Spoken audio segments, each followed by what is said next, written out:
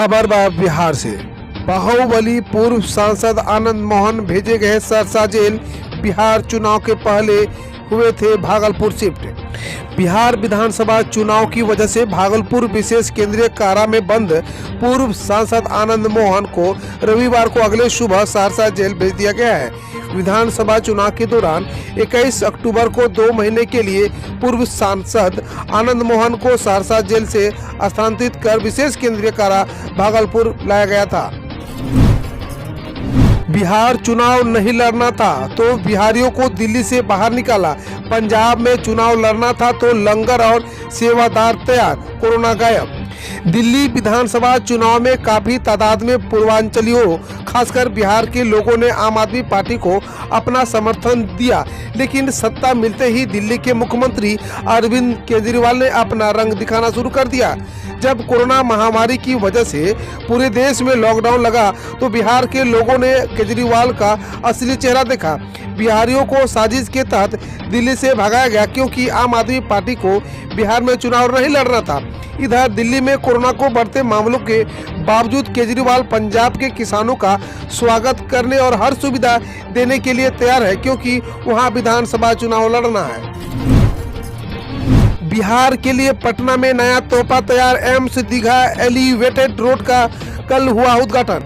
मुजफ्फरपुर समेत उत्तर बिहार के किसी जिले से आपको पटना, एम्स, नौबतपुर, विक्रमपुर या बिहटा आना है, इसके लिए तो जेपी सेतु पार करने के बाद आपको पटना से जाम होकर गुजरना पड़ता था। आमतौर पर उत्तर बिहार के किसी भी यात्री को घर से निकलना समय ऐसी नसीहत जरूर मिलती थी, लेकिन अब नहीं मिलेगा। कल से बाद जेपी सेतु से उतरते ही एक नया एलिवेटेड रोड लोगों का इंतजार करता मिलेगा। इस पर चढ़िए और पटना से जाम का सामना किए बगैर सीधे एम्स आ जाइए। बिहार चुनाव में कांग्रेस की हार और बीजेपी की जीत के क्या कारण, सदानंद सिंह ने बताई है वजह। बिहार विधानसभा चुनाव खत्म हो चुका है, लेकिन चुनाव परिणाम को लेकर मंथन का दौर जारी है। खासतौर पर कांग्रेस के वरिष्ठ नेता चुनाव परिणाम के बाद आत्ममंथन जरूर करते नजर आ रहे हैं। ऐसे नेताओं में सदानंद सिंह भी शामिल हैं। नीतीश ने शराबबंदी के लिए जितने प्रयोग नहीं किए उससे ज्यादा तस्करों ने दिखाई कारीगरी, चौंक जाएंगे ऐसी फोटोज देखकर।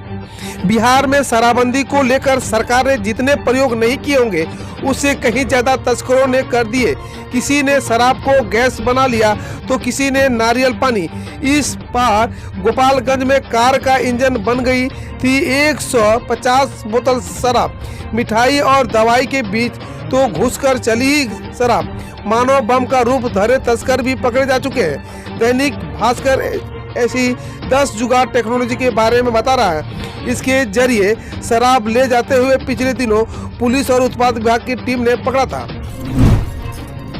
बिहार में बजट की कवायद शुरू, विभागों के साथ बैठक 2 से पहली बार इस सॉफ्टवेयर की ली जाएगी मदद। चुनाव समाप्त हो चुका है और नई सरकार ने कामकाज संभाल लिया है। सरकार का फोकस एक और जहां 7 निश्चय 2 की योजनाओं पर है तो दूसरी ओर वित्तीय वर्ष 2021-22 के बजट को लेकर भी कवायद शुरू होने लगी है। बजट का प्रारूप कैसा होगा और प्रदेश का योजना आकार कितना होगा, इसे लेकर मंथन शुरू हो चुका है। बिहार इलेक्शन में हार के बाद एक्शन में लालू यादव की पार्टी आरजेडी, इन 3 बड़े नेताओं को दिखाया बाहर का रास्ता। जानिए वो नेता कौन है। बिहार चुनाव में हार के बाद लालू यादव की पार्टी राजद एक्शन में है। राजद ने पार्टी विरोधी काम करने वाले 3 नेताओं को पार्टी से सस्पेंड कर दिया है। इन नेताओं पर पार्टी के आधिकारिक उम्मीदवार को हराने का आरोप था। राजद ने तीनों को 6 साल के लिए पार्टी से निकाला है।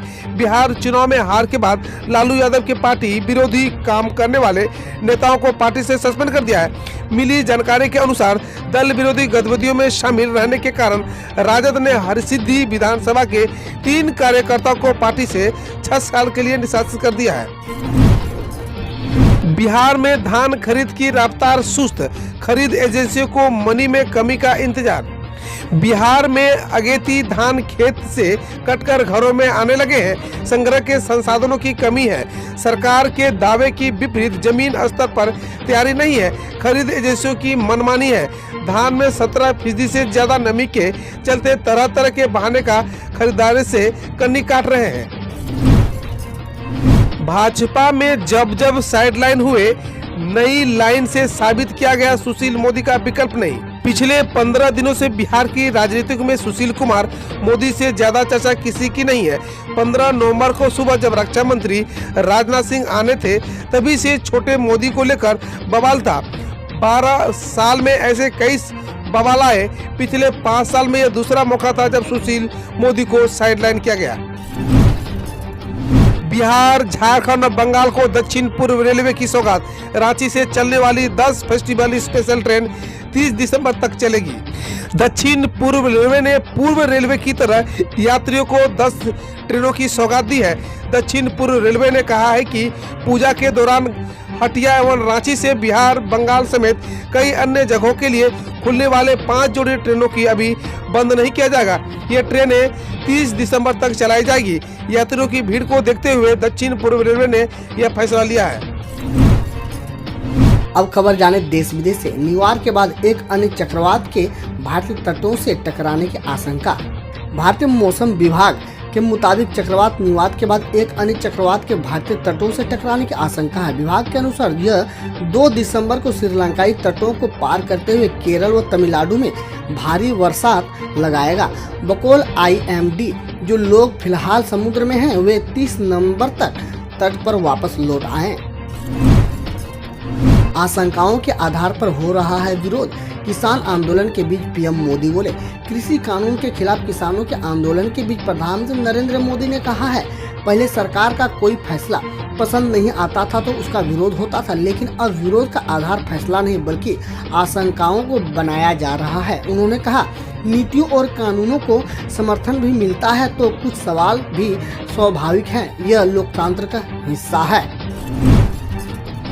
इस साल नवंबर में 10.2 डिग्री सेल्सियस रहा दिल्ली का औसत न्यूनतम तापमान। 71 साल का रिकॉर्ड टूटा। भारतीय मौसम विभाग के मुताबिक इस साल नवंबर में दिल्ली का औसत न्यूनतम तापमान 10.2 डिग्री सेल्सियस रहा, जो पिछले साल 71 साल में राष्ट्रीय राजधानी का सबसे कम तापमान है। सामान्यतः नवंबर में दिल्ली का औसत न्यूनतम तापमान 12.9 डिग्री सेल्सियस होता है। सोमवार को दिल्ली का न्यूनतम तापमान 6.9 डिग्री सेल्सियस रहा और इस महीना ऐसे 8वीं बार हुआ जब तापमान 10 से कम रहा। जल्द फैसला लूंगा। तमिलनाडु विधानसभा चुनाव लड़ने को लेकर रजनीकांत बोले। तमिलनाडु विधानसभा चुनाव लड़ने को लेकर जारी अटकलों के बीच अभिनेता रजनीकांत ने सोमवार को अपनी पार्टी रजनी मक्कल मद्रम के कार्यकर्ताओं के साथ बैठक की। उन्होंने कहा, बैठक में पार्टी के सभी जिला सचिवों के साथ बातचीत की है। उन्होंने मेरे हर फैसले के साथ देने का आश्वासन दिया है। जितनी जल्दी हो सके फैसला लूंगा। किसानों ने अमित शाह के ऑफर को ठुकराया। कहा, जंतर मंतर पर करना चाहते हैं प्रदर्शन। अधिकतर किसान यूनियनों ने गृह मंत्री अमित शाह के उस ऑफर को ठुकरा दिया है जिसमें उन्होंने किसानों से अपने प्रदर्शन को दिल्ली की बाहरी सीमा पर स्थित बुराड़ी में ले जाने को कहा था। किसानों ने कहा कि वे जंतर मंतर पर ही विरोध प्रदर्शन करना चाहते हैं। वे सिंघू और टिकरी में हजारों किसान कृषि कानूनों का विरोध कर रहे हैं। दिल्ली सरकार ने निजी लैब्स में कोविड-19 RT-PCR टेस्ट की कीमत तय की 800। दिल्ली सरकार ने सोमवार को निजी लैब में होने वाले कोविड-19 RT-PCR टेस्ट की कीमत 2400 से घटाकर 800 तय कर दी। यह आदेश सभी प्रयोगशाला, अस्पताल या अन्य संग्रह सुविधाएं केंद्र सहित सरकारी टीमों द्वारा एकत्र किए गए सभी नमूनों पर लागू होगा। वहीं घर से नमूने एकत्र करने पर 1200 शुल्क लिए जाएंगे। बम्बई हाईकोर्ट ने 3.87 करोड़ के हीरे लेकर फरार शख्स की अग्रिम जमानत याचिका ठुकराई। बम्बई हाईकोर्ट ने 3.87 करोड़ के हीरे लेकर फरार होने के आरोपी सूरत के एक शख्स की अग्रिम जमानत याचिका ठुकरा दी है। कोर्ट के अनुसार हीरो की बरामदगी के लिए आरोपी से पूछताछ जरूरी है। असिस्टेंट पब्लिक प्रोफेसर ने कहा कि सीसीटीवी में आरोपी और उसके एक सहयोगी को हीरा कारोबारी पीयूष जोगानी से हीरे लेते हुए देखा गया।